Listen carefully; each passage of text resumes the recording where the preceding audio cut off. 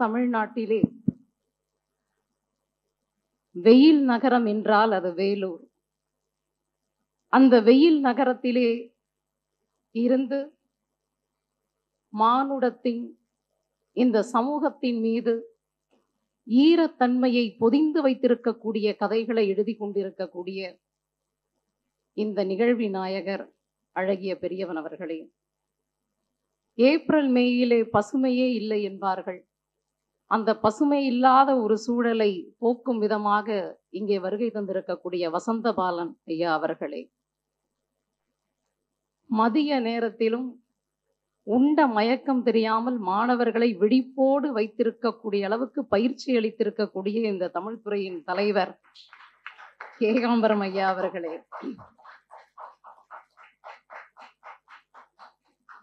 பல கூட்டங்களிலே இருக்கைகள் காலியாக இருப்பதற்கு காரணமாக இருக்கக்கூடிய ஸ்ருதி டிவி தொலைக்காட்சி நிறுவனத்தினரே, மேடையில் அமர்ந்திருக்கக்கூடிய எழுத்தாளர்கள், கவிஞர்கள், இயக்குநர்கள் உள்ளிட்ட தோழர்களே, அருமை மாணவ செல்வங்களே, உங்கள் அனைவருக்கும் என்னுடைய அன்பு கலந்த வணக்கத்தை தெரிவித்துக் கொள்கிறேன்.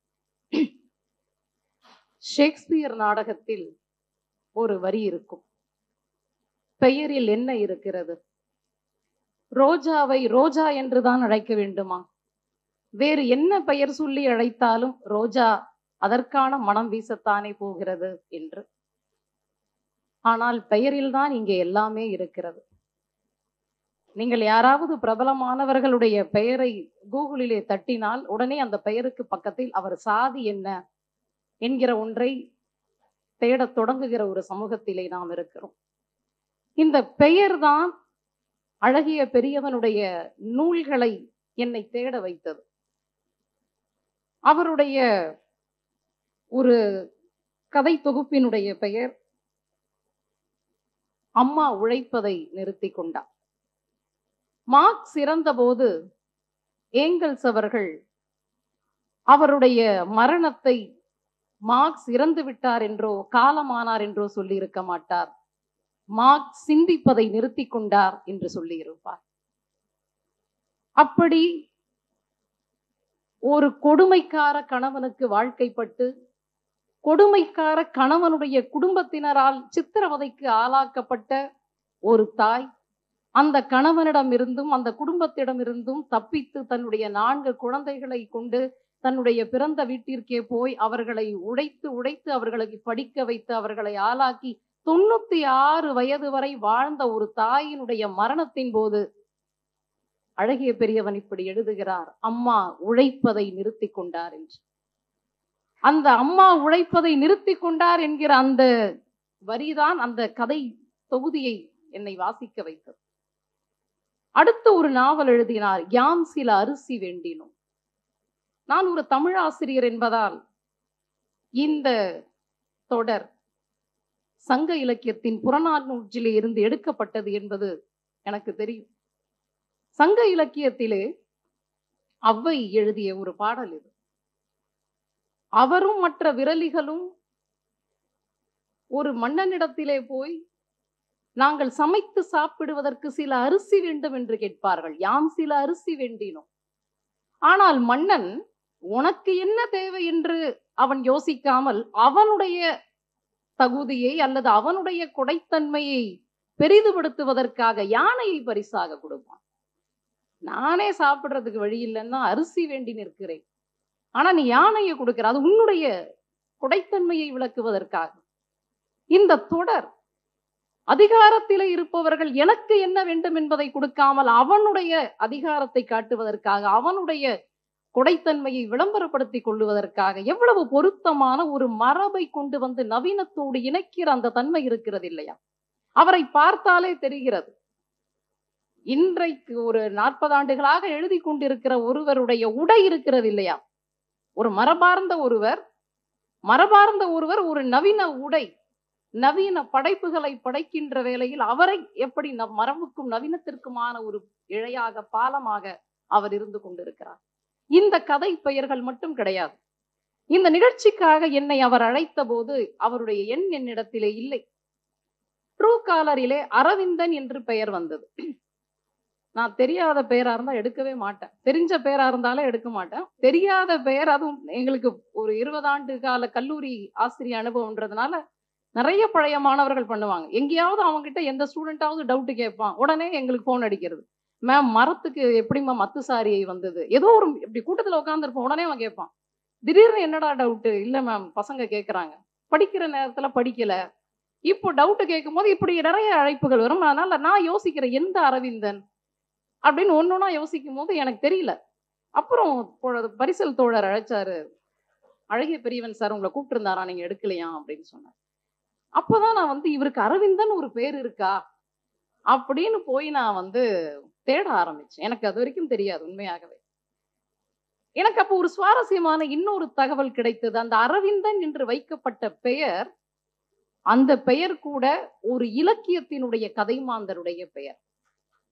நீங்க 60, 70கள்ல பிறந்திருந்தவர்கள் இப்பொழுது எங்கேயாவது அரவிந்தன்ற பெயரோட இருந்தாங்க அப்படின்னா, நீங்க அவங்களோட கொஞ்சம் பேசி பார்த்தீங்கன்னா, அந்த பெயர் நான் பார்த்த சாரதியுடைய குறிஞ்சி மலர் கதாபாத்திரத்தினுடைய ஒரு பெயர் அரவிந்தன். அதே மாதிரி ஒரு பெண் கதாபாத்திரம் பூரணி. தமிழருவி மணியன் அவர்கள் தன்னுடைய மகனுக்கு அரவிந்தன் என்றும் தன்னுடைய மகளுக்கு பூரணி என்றும் தான் பெயர் வைத்திருக்கிறார். அது ஒரு காந்திய கொள்கை அடிப்படையாக கொண்ட ஒரு லட்சியவாத நாவல் அது. அந்த படைப்பை அந்த காலத்தில் 60களில் அது வந்தபோது அதை படித்தவர்கள் எல்லாம் தன்னுடைய மகன் ஒரு அரவிந்தனை போல இருக்க வேண்டும், தன்னுடைய மகள் ஒரு பூரணியை போல இருக்க வேண்டும் என்று பெரும்பாலான பெற்றோர்கள் வைத்த பெயர் அது. அப்படித்தான் ஒரு இலக்கியத்தினுடைய பெயர். பிற்காலத்தில் அவர் ஒரு சிறந்த இலக்கியவாதியாக வருவார் என்கிற ஒரு தீர்க்க தரிசனத்தாலோ என்னவோ தெரியவில்லை, அவருடைய மாமா அவர்கள் அந்த பெயரை வைத்த ஒரு செய்தியை நான் அறிந்து கொண்டேன். சரி, நல்லாதானே இருக்கே அரவிந்தன், வச்சுக்கலாம் இல்லையா? நிறைய பேர் அந்த பேர்ல இருக்கிறாங்க அப்படின்னு அவர் முடிவு பண்ணி அவர் வைத்துக் கொண்ட புனை பெயர். இப்ப இந்த புனை பெயர் கூட ஒரு கலக பெயர். இங்க பொது புத்தியில, ஆதிக்க ஜாதி பொது புத்தியில தலித் என்றாலே அவன் இழிவானவன், அவன் கருப்பா இருப்பான், அவன் அசிங்கமா இருப்பான். டேய் நான் அழகா இருப்பேன்டா, நான் எல்லாரை விட பெரியவனா இருப்பேன்டா அப்படின்ற அந்த கலக குரல் இருக்கிறது இல்லையா? நீ உன் பொது புத்தியில வைத்திருக்கக்கூடிய நான் அசிங்கமாக இருப்பேன், கருப்பாக இருப்பேன் என்கிற அந்த சிந்தனையை உடைக்கிற கலக குரல் தான் அழகிய பெரியவன் என்கிற ஒரு புனை பெயராக அவர் வைத்துக் கொண்டு இன்றைக்கு அவர் எழுதி கொண்டிருக்கிறார். தான் ஒரு தலித் எழுத்தாளன் என்பதை விடவும் ஒரு தமிழ் எழுத்தாளன் என்பதையே அவர் விரும்பி எழுதி கொண்டிருக்கிறார் என்பதை அவர் பல நேர்காணல்களிலும் பல கூட்டங்களிலும் சொல்லி இருக்கிறார். அவருடைய எழுத்துக்களில் மிக குறிப்பா ஒரு விஷயம் என்னன்னா, காலம் கடந்த 90களில் ஆரம்பித்து தலித் இலக்கியங்களை நாம் தொடர்ந்து வாசித்துக் கொண்டிருக்கிறோம். நிறைய தன் வரலாறுகள், நிறைய கதைகள், நிறைய நாவல்கள், நிறைய கதைகளில் ஒரு ஓலம் இருந்து கொண்டே இருக்கிறது, ஒரு அழுகை இருந்து கொண்டே இருக்கிறது, ஒரு கழிவிறக்கத்தை தேடிக்கொண்டே இருக்கிறார். ஏதோ ஒரு தான் பட்ட வேதனைகள், தான் பட்ட அவஸ்தைகள், அது வேறு வழி கிடையாது, அதை பதிவு செய்துதான் ஆக வேண்டும். ஆனால் அழகிய பெரியவன் அதிலிருந்து கொஞ்சம் மாறுகிறார். தொடர்ந்து அதையே தான் எழுத வேண்டுமா? தலித்துகளுடைய வாழ்க்கையில் கொண்டாட்டம் இல்லையா? தலித்துகளுடைய வாழ்க்கையில் மகிழ்ச்சி இல்லையா? தலித்துகளுடைய வாழ்க்கையில் இருக்கக்கூடிய மற்றொரு பக்கத்தை, அதுவும் ஒரு நான் தலித்துடைய பார்வையிலிருந்து அதை எழுதினால் எப்படி இருக்கும், அவர்கள் அதை பார்த்தால் எப்படி இருக்கும், இப்படி பலவிதமான சோதனை முயற்சிகளை, பலவிதமான சிந்தனைகளோடு தான் அவர் இந்த படிக பாடலை அவர் எழுதியிருக்கிறார். அந்த புத்தகத்தை திறந்தவுடன் முதல் தலைப்பே வந்து, ஏன்னா நான் ஒரு தமிழ் ஆசிரியர் தான், ஆனா எனக்கு இதுல பல தலைப்புகள் பேரே தெரியல, புரியல. பிரியத்தின் ஹெர்பேரியம், யாருக்காவது தெரிஞ்சா சொல்லலாம். முதல் தலைப்பே பிரியத்தின் ஹெர்பேரியம். என்னமா சொல்லமா? பாட்னி படிச்சீங்களா? அத சொல்லுங்க. பிரியத்தின் ஹெர்பேரியம்னு தமிழ் பசங்களுக்கு தெரியாது. பிரியத்தின் ஹெர்பேரியம், மழையில் நனையும் நிஷாகந்தி. இது வந்து நான் யோசிப்பேன். அப்புறமா நான் போய் தேடினப்பறம் அவர் அறிவியல் ஆசிரியர்னு அப்புறம் இன்னொரு விஷயம் தெரிஞ்சது. நான் அவர் ஒரு தமிழ்வாதியாரா இருப்பார், தமிழ் கதைகள் எழுதிட்டு இருந்தா தமிழ்வாதியாரா இருப்பார் அப்படின்னு பார்த்தா, அவருடைய இந்த எர்பேரியம் சொன்னாங்க இல்லையா, உலர்த்தப்பட்ட தாவரங்களுடைய சேகர், அந்த எர்பேரியம் நிஷாகந்திங்கிறது ஒரு மலர். நம்ம என்னன்னா இவருடைய புத்தகங்களை வாசிக்கணும்னா கையில ஒரு கூகுள் நெட் வச்சுக்கணும், நெட்டோட இருக்கிற ஒரு கூகுள். என்னன்னா மைக்லோ ஏஞ்சலோங்கிறார், திடீர் அந்த ஓவியத்தை பேசுறார். ஒரு வீழ்த்தப்பட்டவன் வந்து வலிமையுடையவன் கிட்ட கடைசியா போய் நகர்ந்து நகர்ந்து போய் தன்னுடைய விரலை நீட்டி என்னுடைய விரல் ஓரத்தையாவது தொட்டுவிடு என்று கெஞ்சுகிற ஒரு ஓவியம் இருக்கிறது இல்லையா அப்படின்றாரு. நம்ம பார்த்தது இல்லையே. இப்போ இந்த ஓவியம் எனக்கு புரிஞ்சாதான் ஒரு பஸ் ஸ்டாப் வந்து அவர் எழுதுறாரு, இந்த பெருவிரலையும் சுட்டு விரலையும் விரித்து வைத்தது போன்ற ஒரு தூண் அப்படிங்கிறாரு. அந்த பஸ் ஸ்டாப்புடைய தூண் எப்படி இருக்குன்னா, பெருவிரலையும் சுட்டு விரலையும் நான் இப்படி வச்சு வச்சு பார்க்கிறேன். எல்லா ஆங்கிள்லயும் வச்சு பார்க்கிறேன். எப்படி அந்த தூண் இருக்கும்? ஏன்னா அவர் எழுதினது அந்த அந்த கதை ஏறக்குறைய 90களுடைய கதை அது. அந்த பீரியட் அதுல இருக்கு. நானும் கூகுள்ல இப்படி ஒரு பஸ் ஸ்டாப்புடைய தூண் எப்படி இருக்கும்? இன்னைக்கு எல்லாமே மாறி போச்சு. அந்த பதிவுகளோடு அவர் ஒரு விஷயத்தையும் ஊமையும் கொண்டு வராரு பாத்தீங்களா? இது வந்து அப்போ இந்த கதைகளை ஒட்டுமொத்தமா படிக்கும்போது யார் எழுதின கதை என்றால் ஒரு அறிவியல் ஆசிரியர் அதற்குள் இருக்கிறார். ஒரு தேர்ந்த மொழியை கையாளக்கூடிய ஒரு கவிஞர் அதற்குள் இருக்கிறார். இயற்கை ஆர்வலர் அதற்குள் இருக்கிறார். தொடர்ந்து ஆறுகளை, தொடர்ந்து பறவைகளுடைய ஒலிகளை, தொடர்ந்து இயற்கையை தான் வாழக்கூடிய மண்ணை பேசிக்கிட்டே இருக்கிறார். அவர் ஒரு தொடர் சொல்லும்போது சொன்னார், இதையெல்லாம் இந்த லேண்ட்ஸ்கேப்ப போட்டோவா இருந்தா நல்லா இருக்கும். உண்மையாகவே அந்த கதைகளில் இருக்கக்கூடிய அந்த நில அமைப்புகள் நமக்கு தெரியாது. ஒரு வேலூர் பக்கத்துல இருக்கக்கூடிய தொடர்ந்து அந்த அங்க இயங்கிட்டு இருக்கக்கூடிய காலனி தொழிற்சாலைகள் உள்ள வந்துகிட்டே இருக்கு. அங்க இருக்கக்கூடிய கிழக்கு தொடர்ச்சி மலையின் அடிவாரத்தினுடைய பகுதியில் அங்க என்ன பறவைகள் இருக்கும்? நீங்க வந்து பாத்தீங்கன்னா, இதுதான் நான் திரும்பவும் ஒரு தமிழ் ஆசிரியரா இருக்கிறதுனால ஒரு சங்க இலக்கியத்தினுடைய ஸ்டைல்னு ஒண்ணு இருக்கு. சங்க இலக்கியத்தில் கருப்பொருள் என்பது மிக முக்கியமான விஷயம். நீங்க ஒரு குறிஞ்சி திணை எழுதும் பொழுது குறிஞ்சி திணையில என்ன பறவை இருக்கும், என்ன மரம் இருக்கும், என்ன விலங்கு இருக்கும் அப்படிங்கிற அந்த கான்செப்ட் தெரியாம ஒரு புலவன் எழுத முடியாது.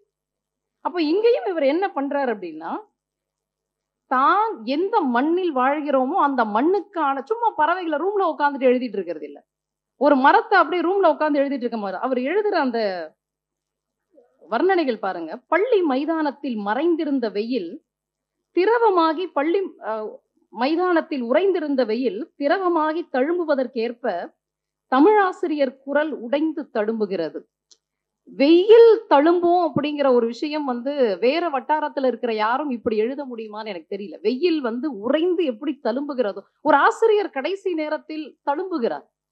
அவர் இவ்வளவு நேரம் செஞ்சதெல்லாம் தப்புன்னு உணர்ற ஒரு இடம் வந்து அது எப்படி இருக்கிறது என்றால் அப்படியே பக்கத்துல அந்த ஸ்கூலுடைய கிரவுண்ட்ல எப்படி வெயில் தழும்புகிறதோ அப்படி அவர் உடைந்து தழும்புகிறார்.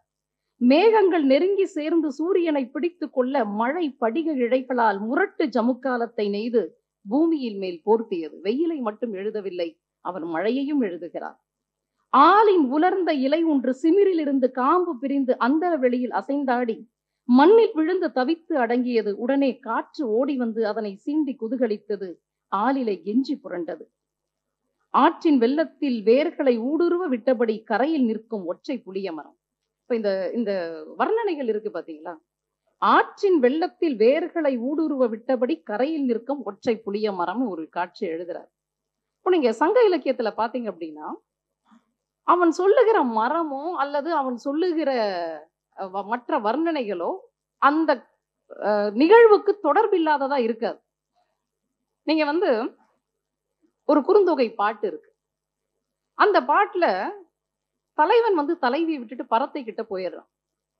போனதற்கு பிறகு தலைவி வந்து பரத்தைய திட்டுறா. நான் வந்து என்னுடைய கணவனோட இவ்வளவு நல்லா வாழ்ந்துட்டு இருக்கிறேன், அவளுக்கு வந்து என்ன ஆச்சு, அவனுடைய எப்படி ஒரு மனைவி திட்டிருப்பான்னு நீங்க தெரிஞ்சுக்கலாம். அவ வந்து என்னுடைய புருஷனை மயக்கிட்டா, இப்படி இழுத்துக்கிட்டா, என்னென்னமோ அந்த பரத்தைய திட்டுறா. இந்த பரத்தைய திட்டுற விஷயத்த அக்கம் பக்கத்துல இருக்கிறவங்க பரத்தை கிட்ட போய் சொல்லிட்டாங்க. நீ அவன் புருஷனை வச்சிருக்கிறதா அவ திட்டிக்கிட்டு இருக்கிறா உன்ன அப்படின்னு போய் அங்க போட்டு கொடுத்துட்டாங்க. இப்போ பரத்தை சொல்ற மாதிரி ஒரு பாட்டு சங்க இலக்கியத்துல இருக்கு. பரத்தை பேசுகிறார். அவன் என்ன பேசுறா? தலைவனே அப்படின்னு சொல்லணும், அவ்வளவுதான். தலைவனேன்னு அட்ரஸ் பண்ணணும். ஆனா தலைவனேன்னு சொல்றதுக்கு வெறும் தலைவனேன்னு சொல்லாம அவ என்ன மாதிரி ஒரு காட்சி விவரணையோட அட்ரஸ் பண்றா அப்படின்னா, மருத இடம், ஊடல் இருக்கு இல்லையா, மருத நிலம், வயல் சார்ந்த இடம். வயல்வெளியில நிறைய தண்ணீர் இருக்கிறது.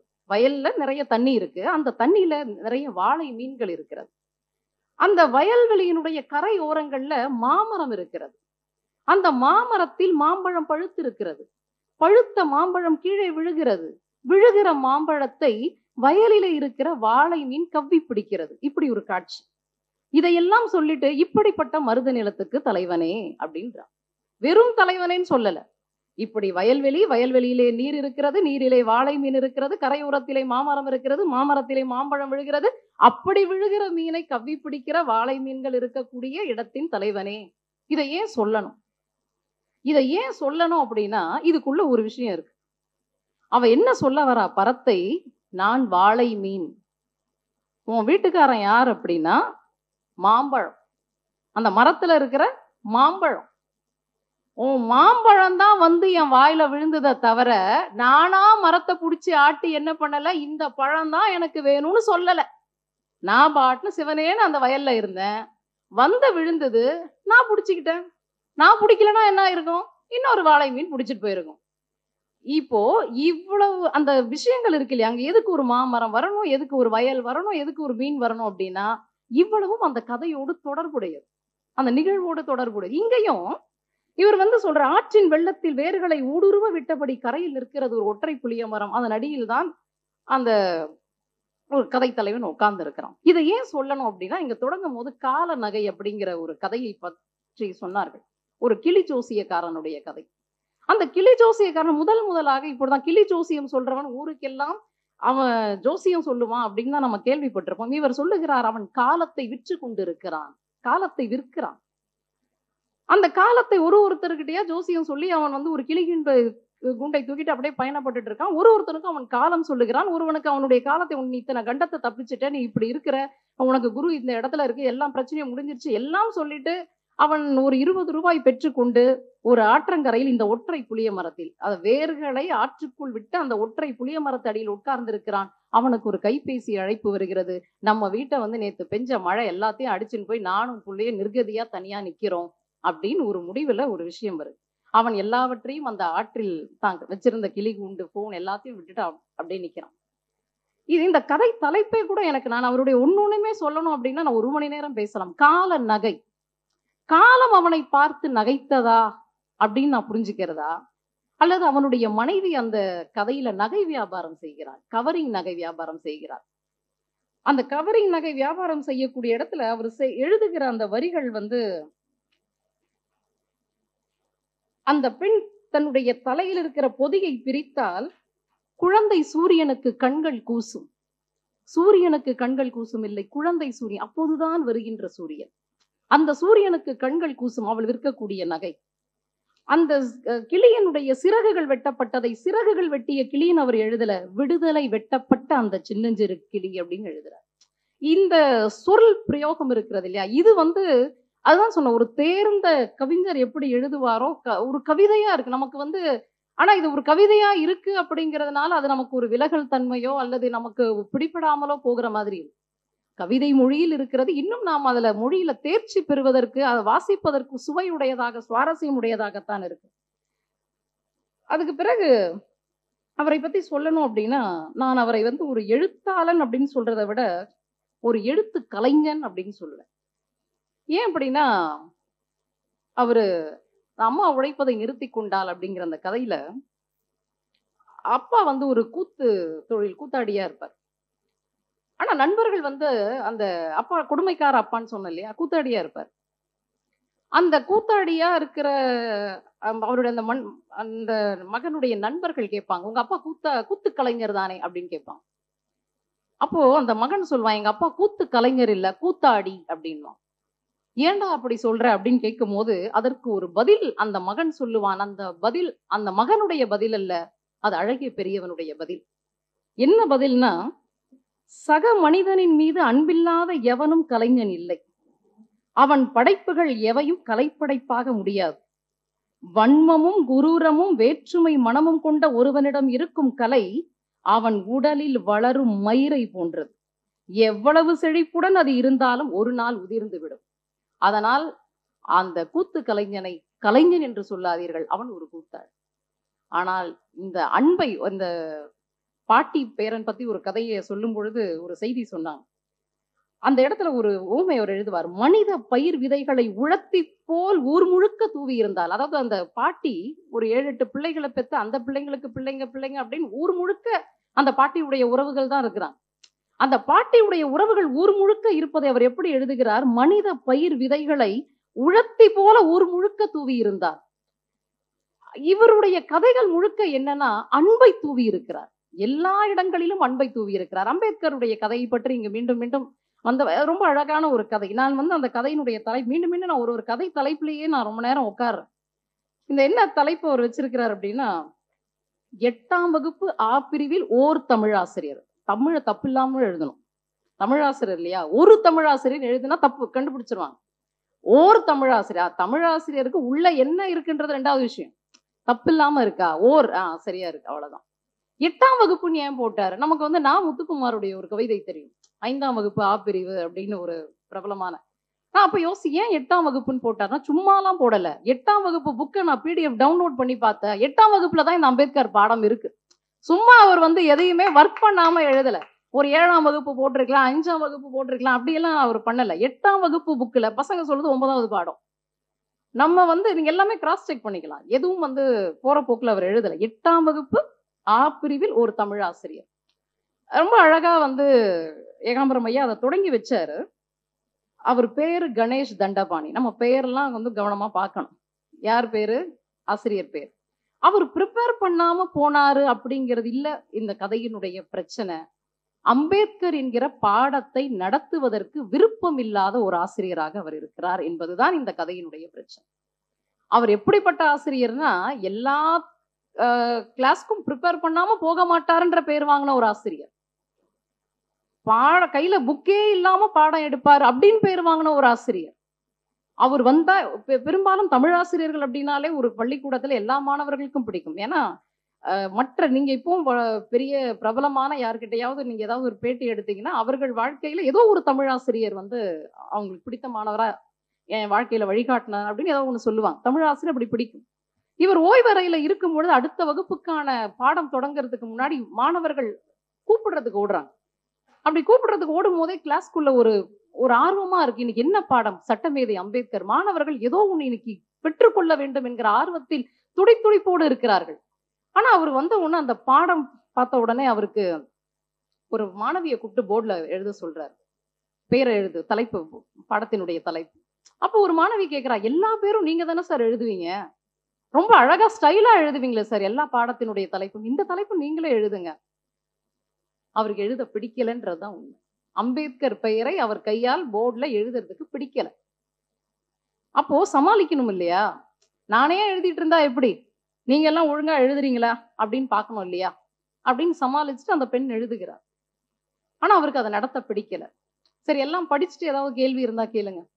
அப்பதான் ஐயா சொன்ன மாதிரி சட்டமேதைனா என்ன, தீண்டாமைனா என்ன, ஜாதினா என்ன அப்படின்னு ஒருத்தரா கேள்வி கேட்க ஆரம்பிக்க அவருக்கு எல்லாம் மூடி வைங்க, எடுத்து வைங்க, வேற பாடத்தை நேற்று கொடுத்த பாடத்தை எழுதுனீங்களா அப்படின்னு அந்த பாடத்தை ஒரு மாதிரி ஸ்கிப் பண்ணிட்டு அப்படியே டிபார்ட்மெண்ட்டுக்கு வராரு. வரும்போது அவரை கூப்பிட்டு அந்த சின்ன பையன் வரான்.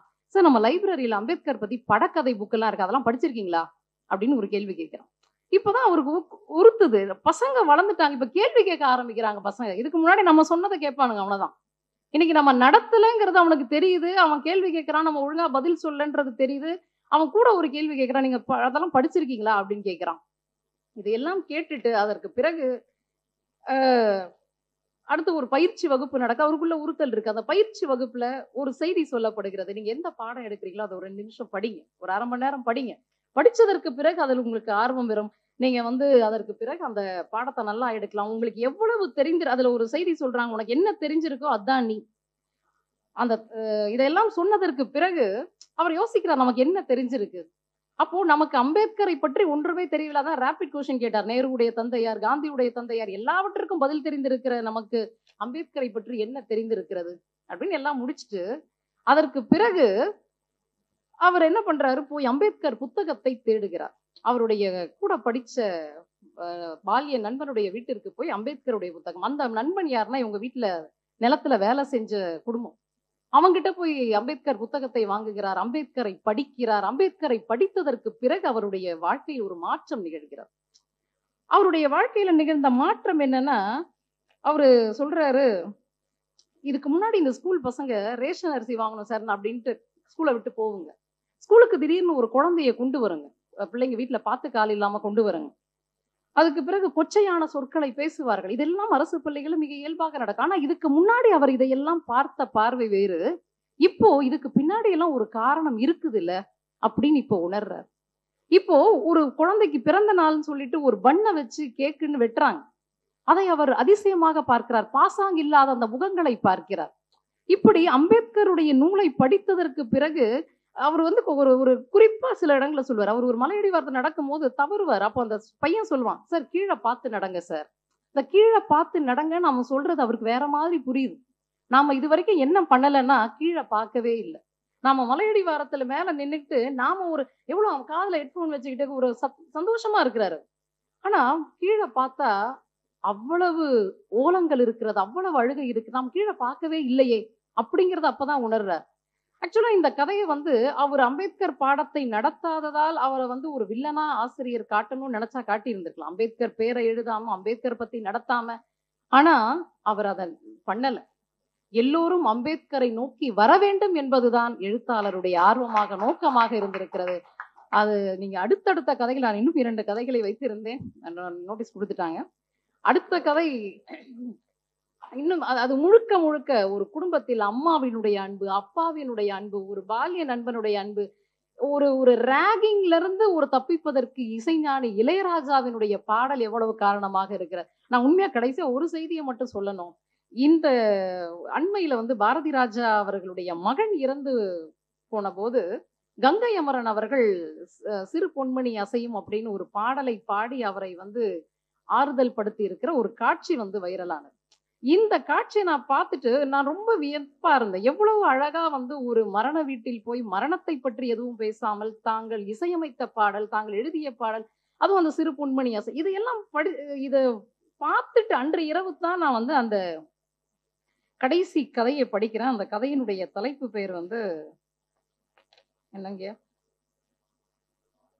வாழ்க்கை உயிர் பெற பாடு. அந்த கட்டாயம் நீங்க அந்த கதையை படிக்கணும்.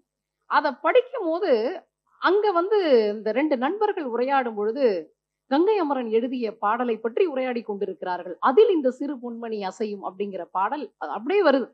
எனக்கு உண்மையாவே இது வந்து எப்படி இவ்வளவு ஒரு தற்செயலா நடக்குது. நாம் அப்பதான் வந்து அந்த சிறு பொன்மணி அசையும் பார்க்க திரும்ப கங்கை அமரன் ஒரு 2 மாணவர்கள் சேர்ந்து இசையை பற்றி எல்லாம் உரையாடி கொண்டு, எழுத்தாளர்களை பற்றி உரையாடி கொண்டு, இந்த ஒரு அற்புதமான உலகம் இருக்கிறது இல்லையா? இந்த உலகம் ஒரு 90களில் எவ்வளவு அழகாக இருக்கிறது என்பதை சாத்தியப்படுத்திய ஒரு கதை அந்த கதை. இப்படி அவருடைய கதைகளை சொல்லிக்கொண்டே போகலாம். கட்டாயம் மாணவர்களாகிய நீங்கள் வாங்கி வாசிக்க வேண்டும். ஒரு சுற்றுச்சூழல் ஆய்வுகளை செய்வதற்கு அல்லது ஒரு குறிப்பிட்ட காலகட்டம், ஒரு குறிப்பிட்ட வட்டார மொழி ஆய்வு செய்வதற்கெல்லாம் மிக பயனுடைய ஒரு நூல் என்பதை சொல்லிக்கொண்டு வாய்ப்புக்கு நன்றி பாராட்டி விடைபெறுகிறேன்.